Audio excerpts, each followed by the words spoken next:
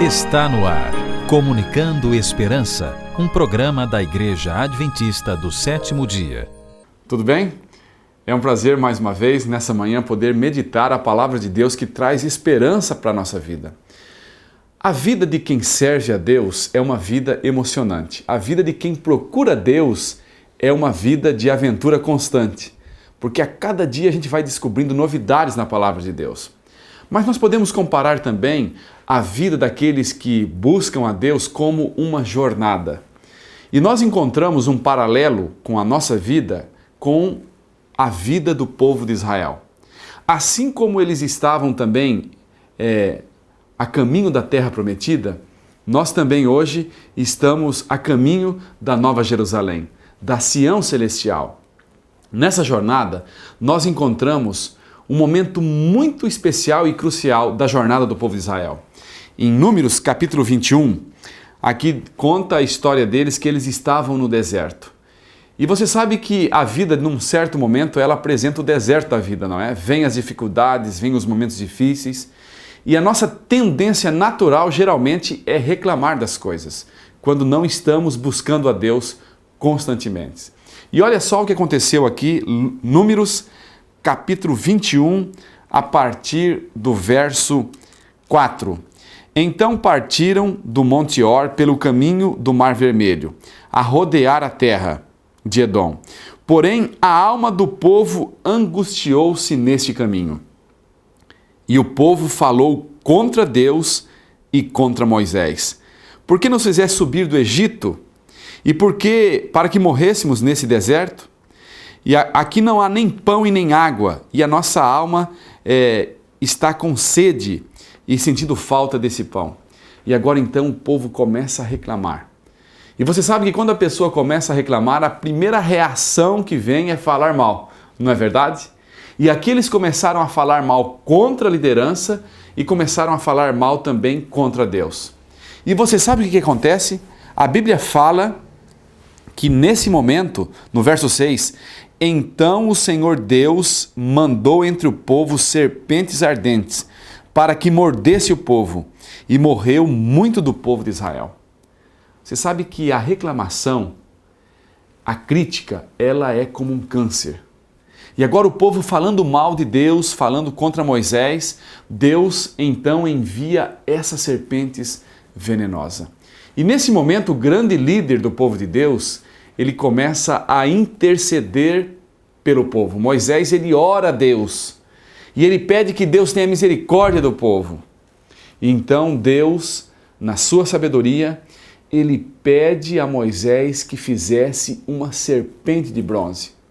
E agora então, a pessoa que fosse picada pela cobra, ela deveria olhar em direção a essa serpente.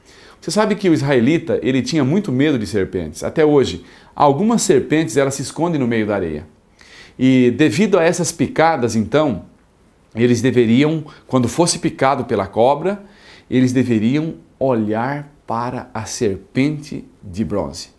Interessante que Deus foi quem enviou essas serpentes para lá, porque havia murmuração, havia reclamação. E agora então a solução seria olhar para a serpente de bronze. Mas foi o próprio Deus que pediu que não se fizesse imagem de escultura. E agora então Moisés, ele faz uma serpente de bronze. E aquele que olhava pela fé nessa serpente de bronze, quando ele estava picado de uma cobra, ele era curado. Nós encontramos uma referência a essa história na conversa que Jesus teve com Nicodemos. Nós vamos abrir a palavra de Deus agora. No Evangelho de João, capítulo 3, nós encontramos aqui o diálogo de Jesus com Nicodemos.